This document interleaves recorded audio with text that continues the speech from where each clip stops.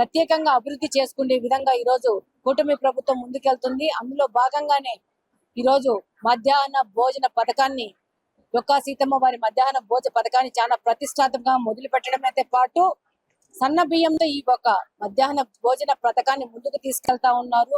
అలాగనే విద్యార్థినులకు academic year start అవ్వగానే పుస్తకాల కానించి, నోట్ బుక్స్ కానించి, రికార్డ్స్ కానించి, వాళ్ళ స్కూల్ యూనిఫామ్ కానించి, వాళ్ళ బ్యాగులు కానించి ప్రతి ఒక్కటి ఇస్తూ ఈ రోజు ప్రభుత్వం ముందుకెళ్తా ఉంది.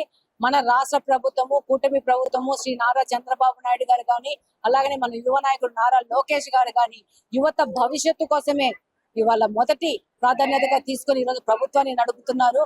ఇది ఒక ప్రారంభం మాత్రమే. ఇంకా పెద్ద ఎత్తున యొక్క విద్యా వ్యవస్థలో మార్పులు తీసుకొస్తూ పిల్లల భవిష్యత్తుకు ప్రభుత్వం ఎలా పునాదులు వేస్తుందో భవిష్యత్తులో మనం చూస్తాము.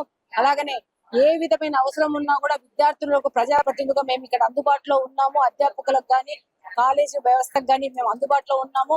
మేము కూడా వాళ్ళతో కలిసి పనిచేయాలని చెప్పేసి మమ్మల్ని కూడా దీంట్లో భాగస్వాములు చేసి మెగా పేరెంట్ టీచర్ మీటింగ్ జరుగుతా ఉంది. కాబట్టి ఇది ఒక రాష్ట్ర భవిష్యత్తుకు కొత్త పునాదిగా వెళ్తా ఉంది. దీనికి ప్రతి ఒక్కరు స్వాగతిస్తున్నారు. డెఫినెట్ గా ఈ యొక్క ప్రోగ్రాము విజయవంతంగా ముందుకెళ్తూ విద్యార్థుల భవిష్యత్తుకు పెద్ద పునాదులు వేస్తారని చెప్పి